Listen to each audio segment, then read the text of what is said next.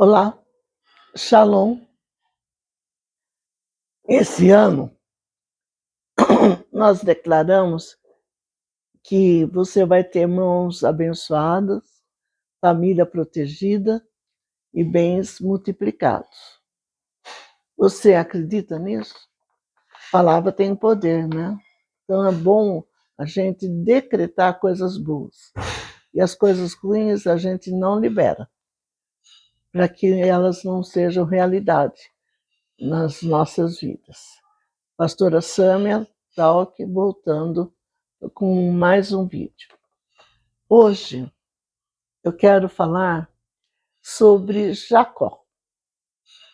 Vocês não sabem, talvez, quem foi Jacó. E alguns já sabem, e muito. Bom, apenas com uma meditação. Por que Jacó? O que me levou a escolher de tantas personagens bíblicas, Jacó? Porque Jacó foi um exemplo daquilo que a gente pode ser e daquilo que a gente não deve ser. Ele levou sobre si todos esses exemplos. Vamos lá. Jacó foi filho de Isaac e Débora. E ele, irmãos gêmeos. Só quem nasceu primeiro foi um irmão dele, ruivo, bonito, chamado Esaú. E Jacó veio atrás no parto, segurando o calcanhar de Esaú. E esse nome Jacó, ele significa, assim, um aproveitador ou aquele que quer o lugar do outro, enfim, um irmão que ele sempre visou o cargo do seu irmão mais velho. O irmão mais velho, porque nasceu primeiro, por isso que é mais velho, ele receberia e recebeu a primogenitura. Esaú era um homem forte, ruivo, e ele era muito peludo, e ele era um caçador.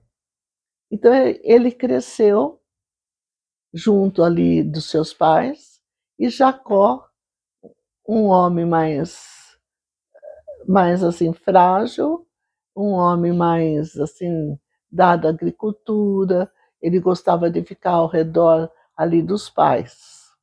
A Bíblia destaca também que Esaú era o coração de Isaac.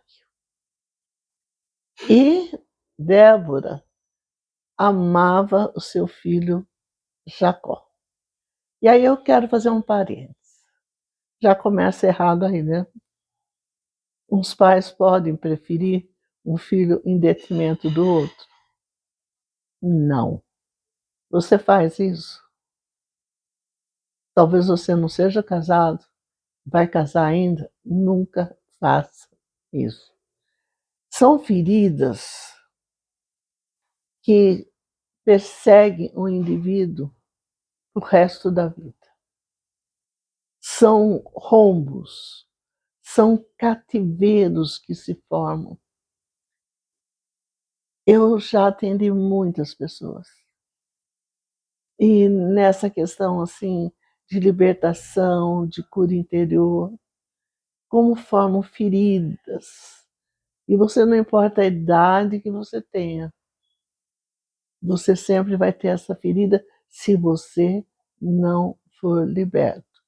Ah, mas quando eu aceito Jesus, eu não tenho os meus pecados perdoados? Sim, os pecados foram perdoados, mas os cativeiros não são fechados, a não ser a tua leitura na palavra, jejum, oração, um atendimento por uma pessoa que trabalha nessa área, ok? Então, são feridas. E aí, os dois cresceram, Esaú sempre ia à caça e sempre fazia um guisado. O guisado é um alimento ali que, inclusive, eles usavam muita lentilha, tá? Uma das comidas ali da época. E o guisado era um ensopado de carne que ele trazia de acordo com o animal que ele pegava. E, e a coisa foi caminhando, já adultos.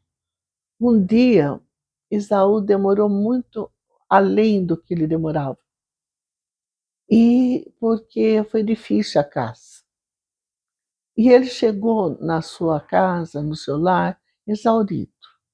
Ele estava tão cansado, que ele achou que ele ia morrer. E quando ele chegou, Jacó tinha acabado de fazer um ensopado de lentilha, quentinho, imagina, com um pãozinho ali do lado, aqueles pães que eles faziam. Esaú falou assim, não, você não quer vender esse prato aí para mim? E Jacó no começo falou, não quero. Aí ele pensou bem, falou, tá, eu vendo você. E aí Esaú perguntou para ele, o que você quer? Né? Ele falou assim, a sua primogenitura. Mas Esaú estava tão mal, tá bom, vai, eu vendo para você me dar esse prato. E aí ele comeu. Tá. Os dias foram se passando e a situação era a mesma, né? Esaú caçando, Jacó ao redor dos pais, ali mais ali perto do lar. E, e o pai ficou velho, adoeceu e ficou na cama. E Jacó teve com Débora, tiveram uma ideia de como obter a bênção do pai. Então, veja bem, aí Débora, criativa também, foi dando ideias que Jacó falasse mais grosso, mais que vestisse uma pele de Esaú, e ainda Jacó falou, mas ele é peludo. Aí puseram uma capa assim com pelo nos braços. Se caso o Isaac tocasse e visse, né, que era um osso peludo. Bom, enfim, armaram uma cena de engano. E Jacó entra no quarto do pai, faz um guisado, Débora ajudou ele a fazer o guisado, que ela conhecia o que Esaú fazia. Ele levou, ele terminou de comer, chamou o filho, tocou no filho, achou estranho, alguma coisa no. Ah, sua voz parece mais de Jacó. Não, você está enganado, não sei o quê. E Isaac já era cego quase, né? Não enxergava muito pouco. E aí Jacó pediu que ele liberasse a bênção da primogenitura. E Isaac fez isso. Liberou toda a bênção. E olha, e a palavra do pai, e aí a gente faz outro parênteses. Como é importante, né? O que sai da boca de um pai.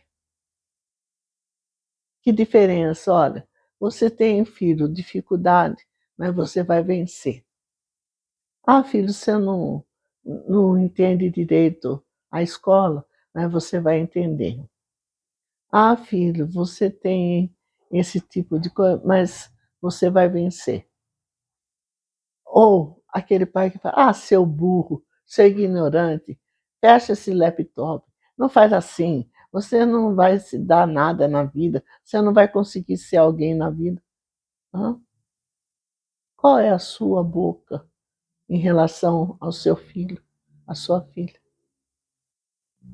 Então a gente vê, né, como que para o filho mais velho, ao que era liberado. Aliás, toda a riqueza era transferida para o filho mais velho. Porque o mais velho também não era assim uma coisa muito deleitosa, porque ele teria que cuidar dos irmãos mais novos, né?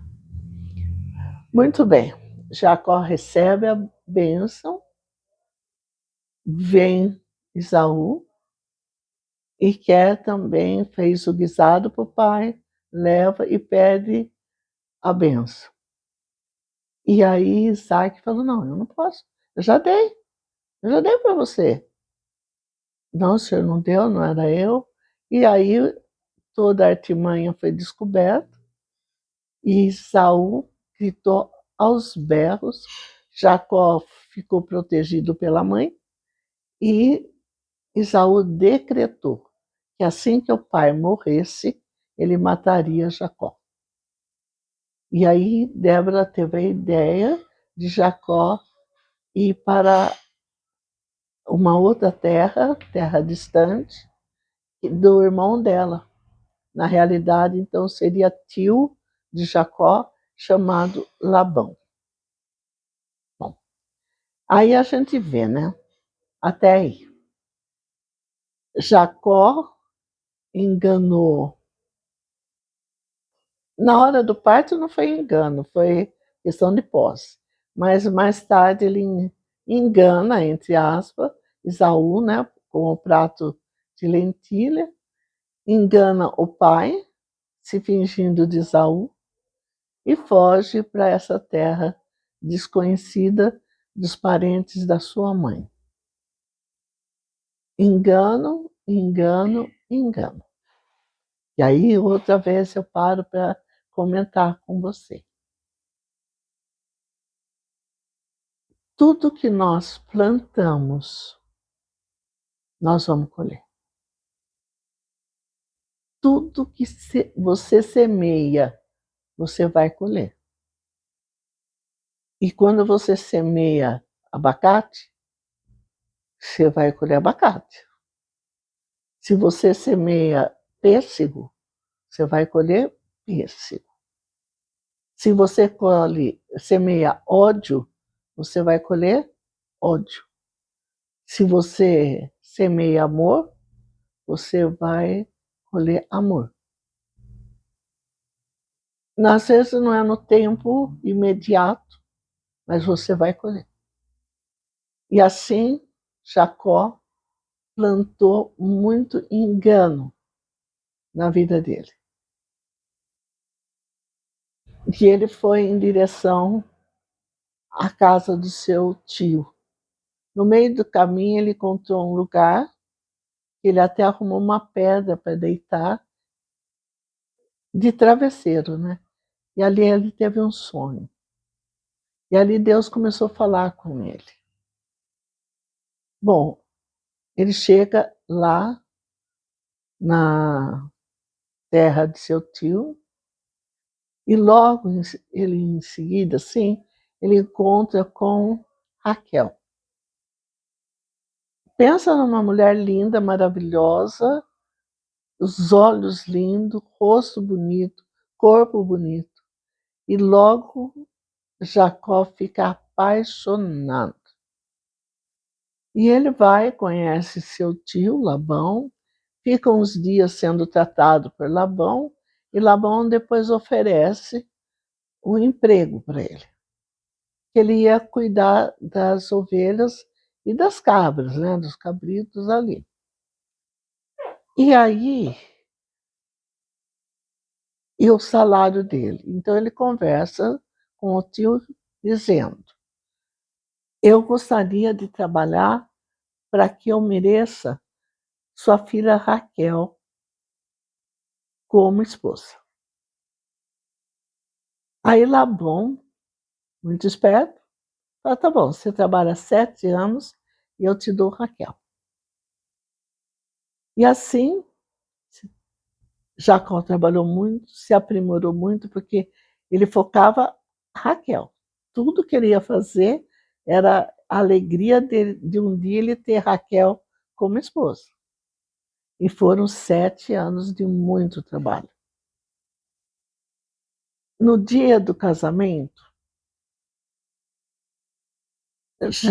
Labão chama Lia e avisa ali, olha, se prepare, porque hoje quem vai casar é você. Mas guarda isso no teu coração, não conta para ninguém. E aí ele dá um grande banquete. E você sabe, o banquete, todo mundo, vamos falar assim, enchia a cara. E Jacó deve ter tomado umas e outras, vai para a cabana, porque você sabe que casamento para Deus é o ato sexual, até hoje é assim. E aí ele meio não, inteiro dopado, por causa do vinho, e transa com Lia. Aí quando passa a ressaca, passa o porre, ele olha e vê Lia no lugar de Raquel. Mas pensa num homem bravo. Mas ele ficou muito bravo. E correu lá para o sogro. E ele falou, como você pode me enganar? E não sei o quê. Eu queria casar com Raquel. E você me coloca Lia. E aí Labão falou assim, olha, aqui na minha terra é de costume a filha mais velha casar primeiro. Ela não pode casar depois que a segunda ou terceira filha. Lia é a minha filha mais velha. E aí você casou com ela cumprindo as normas daqui da região. E agora? Eu não quero ela. Não, eu falei, você vai ficar com ela e eu vou fazer uma proposta. Depois que passarem 7 dias, e até eu fui ver, por que 7 dias? Que eram os dias da núpcia de Lia. Né? Eu acho que era um costume ali. Depois desses 7 dias, eu entrego Raquel. Mas daí você vai ter que trabalhar mais 7 anos. Bom, aí Lia ficou com Jacó 7 dias e depois veio Raquel. E Jacó trabalhou mais 7 anos. Muito bem. Lia tinha uma escrava e Raquel tinha outra escrava. Lia deu à luz a 4 filhos em seguida. Rubem foi o mais velho, aí ela teve mais 3, e aí ela ficou estéril. Quando ela percebeu que ela era estéril, ela deu a escrava dela para que Jacó procriasse. Pensa bem. E Raquel nada. Raquel nada, nada. E aí ela viu, ela falou, então eu vou também dar minha escrava para Jacó procriar. Mas ela nada. Um dia ela chega para Jacó e fala assim, você tem que fazer eu ficar grávida, você é culpado, bravo. Porque olha a vergonha que eu passo. E se você não der o filho, eu morro. Olha a palavra, né? E Jacó aí virou uma onça de 2 patas. Mas o que eu tenho a ver com isso? Pede para o teu Deus aí. E quando Deus viu isso, teve misericórdia e Raquel consegue finalmente se engravidar. E gera um filho chamado José. Ok? Nesse meio tempo, terminam os 7 anos e Jacó falou para Labão, eu vou embora.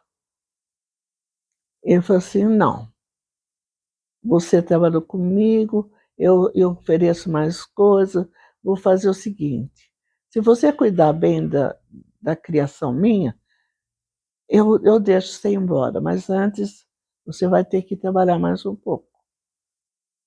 E aí Jacó começa a trabalhar E Deus fala com ele, que ele seria próspero, que Deus ia abençoá-lo.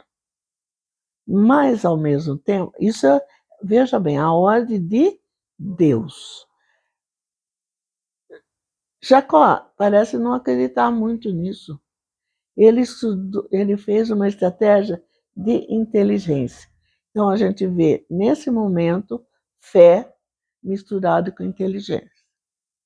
E ele começa a procriar as ovelhas e as cabras usando vara. A amendoeira, tinha mais 2 outras espécies de planta. Ele descascava a vara e fazia estrias. E colocava essas varas ou aonde os animais procriavam ou nos bebedouros. E as ovelhas, olhando para essas varas, procriavam. Então ele começou a separar, combinando com Labão, que as malhadas, as listadas malhadas, ficaria com ele. E as lisas, que sem nenhuma mancha, ficaria com Labão. E ele começou, inclusive, a entregar as ovelhas dele para os filhos, já crescidinhos, a cuidar. E olha, foi aquilo ilógico. Não tinha, a Bíblia não fala de genética, mas provavelmente as ovelhas e as cabras malhadas eram dominantes. Então tinha muito mais criação dessas ovelhas do que as lisas. Então as lisas ele entregava e cuidava, inclusive, para Labão. E as malhadas ficavam sendo cuidadas. E aí foi. Esse homem prosperou até que um dia ele falou para o sogro, não fico mais. E ele pegou as 2 esposas, os seus filhos, que até aí eram 11, Judá, enfim, Manassés, tem todos esses nomes, que depois deram as tribos de Israel, que até hoje existem. E saiu. E foi embora. E nisso eu vou terminar o nosso vídeo aqui. No próximo eu vou continuar falando dessa viagem de volta à sua terra, a terra de Isaac. Já tinha morrido, mas ele tinha receio, porque Esaú estava lá. Mas ele foi. E nós vamos ver, então, o que acontece durante essa viagem. Deus abençoe você, que a graça do Senhor esteja sobre tua vida. Você vê agora como que está o mundo, as tempestades, tanto desastre natural, na natureza parece que está muito brava. Isso é no mundo todo. Aqui no Brasil também coisas que nunca aconteceram, tornado, terremoto, esses ciclones, né? E o povo não está acordando. Nós estamos passando por imposto aumentando a dia. Vou contar, viu? Eu fui ver meu salário esse mês, foi menor do que o mês passado. Eu fui atrás, o bruto é o mesmo valor. Mas por que veio menos? Mas aumentou o imposto. É isso que você quer da sua vida? A cada mês, seu salário. Eu que trabalhei. Gente, eu trabalho fora desde 1969. Faz as contas, ok? Então, você acha que a gente merece, depois de tanto tempo de serviço para esse governo, agora meu salário diminuir? Ah, vai passear, né? Aí, desculpa. Amor. Deus abençoe. Que a graça do Senhor esteja sobre a tua vida.